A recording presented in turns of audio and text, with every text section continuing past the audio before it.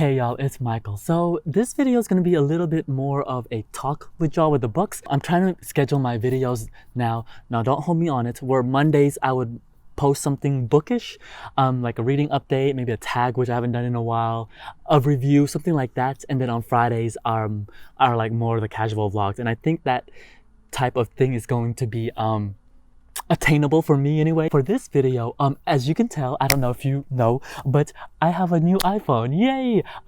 I got the 12 I got the iPhone 12 Pro Max in the blue, and I wanted to see, one thing I wanted to test on here is the video quality and then how it's gonna look on YouTube.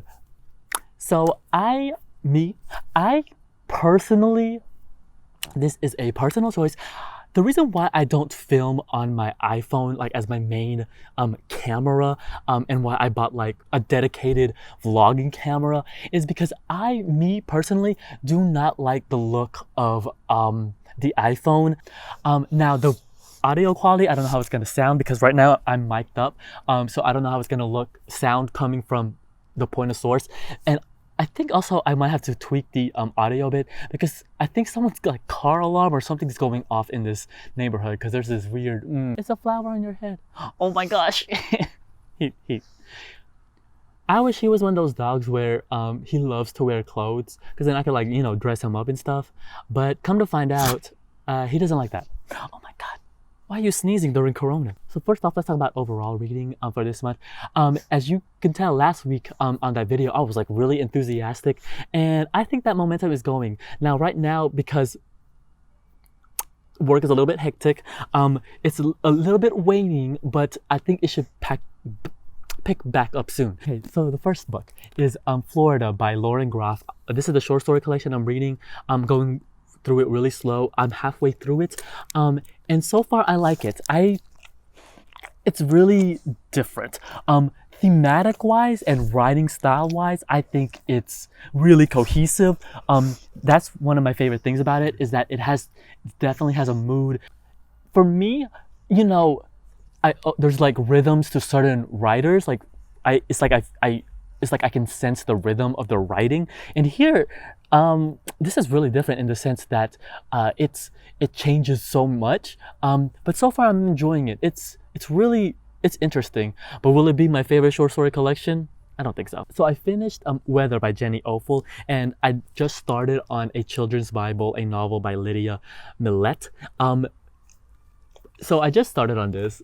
I think it's gonna be a wild story. That's all I can say so far. But yeah, I think it's gonna be a wild story. Before I talk about Nonfiction November, let me talk to y'all about Akata Witch by Nnedi Okorafor. Okay, so I haven't attended the book club that I'm in since COVID essentially like started in the beginning of this year. And so they've been meeting like over Facebook rooms. We're all on Facebook essentially. That's where we would meet and just chat.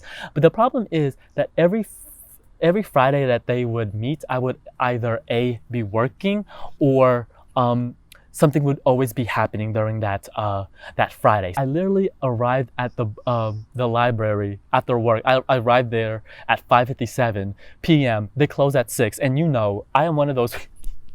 I was like, I don't want to be that person. I don't want to be that person that shows up so late.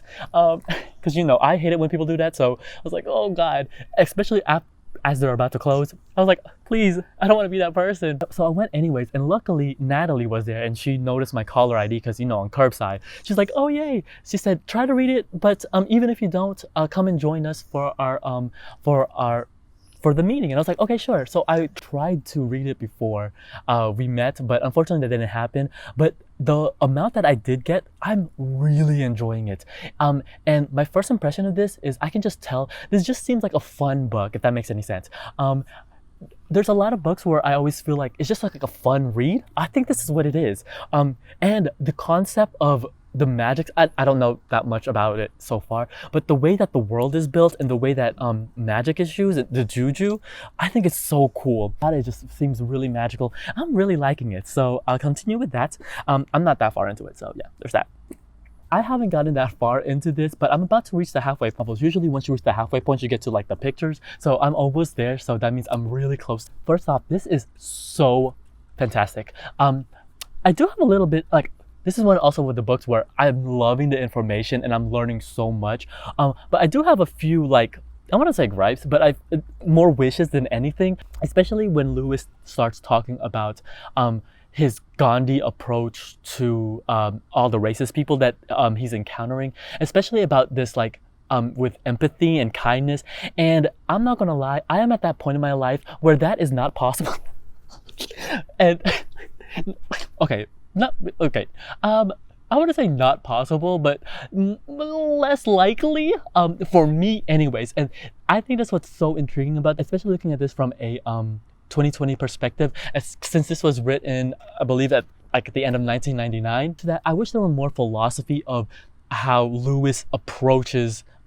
Yes, obviously for equality and whatnot, but there are parts in here where it talks more about like against like the mindset, the philosophy about the marches that and the sit-ins that they're doing. So I'm hoping maybe the second half talks more about that. But so far I'm really liking it. It's such an fascinating biography, autobiography. I'm really liking it. So yeah, there's that. Now, when you saw that video, the books that I finally ordered came in, okay? Yay.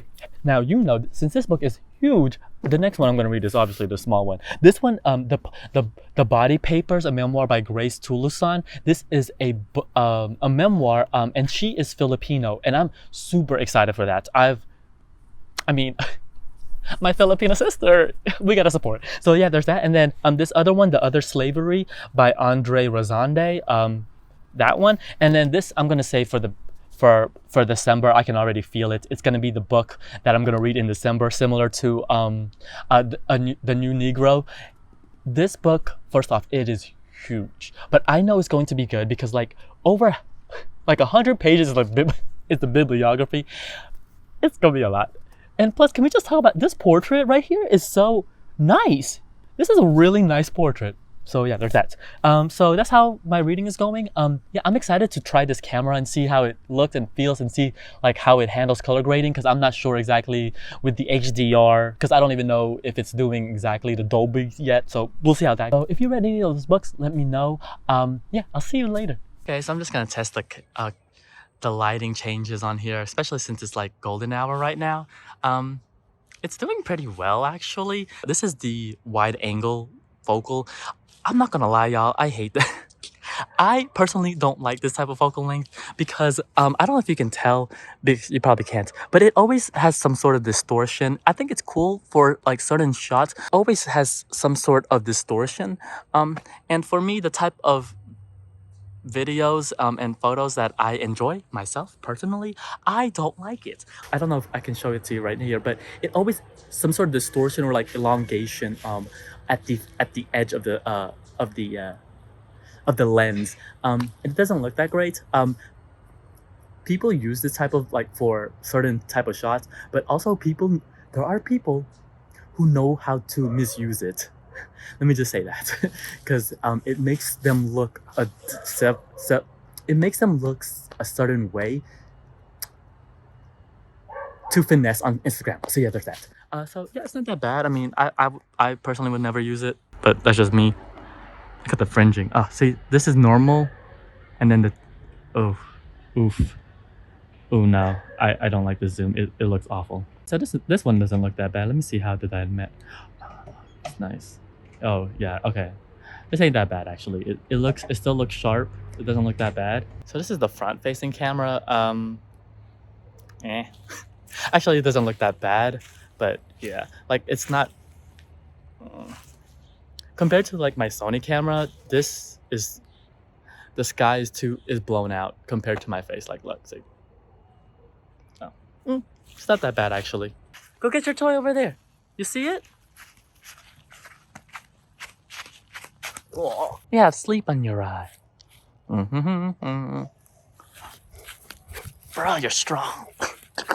Yeah. Oh my gosh, you're really strong. Okay. Go. Okay, I'm gonna make this brief, okay? I'm not gonna record for the rest of the day. So, I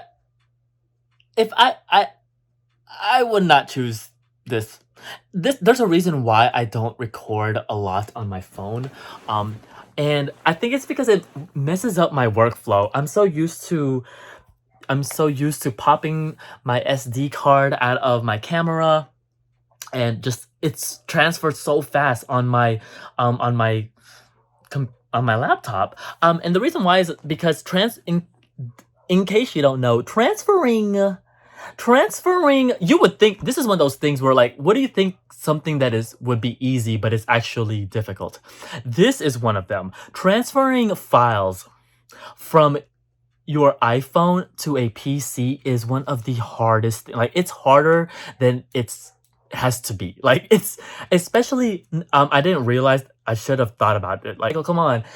Is since I was shooting this in HDR 4K 60, the files are huge, okay? It is huge, and my computer is not. Woo! I was like, why am I stuttering? It's because the HDR, the file format is. This is getting technical, but the file format is a beast. So I'm gonna have to play around with it. I'm gonna edit throughout the night so I can have this updated. But yeah, I'm just gonna go back to my normal point and shoot. I'm sorry. Yeah, this, don't get me wrong though. The camera on here is great. Like, I would use it for like short clips, like not like me talking for a long time, because most people don't even have like monitors or like TVs that are HDR compatible, and like editing those are. It is a beast. Like, let me tell you, it's a beast. It is 10 gigabyte. Like, that that clip was like 10 gigabytes. I was like, God, that's a lot. And I compressed it, but it's still huge. So yeah, I think I'm gonna stick with my my point and shoot. That camera is great. Like, the money was worth it. I think it's one of the best vlogging cameras like in the market right now. I don't know. This is like a weird combination type of video. So yeah. Until then, I'll see you guys next time. Bye.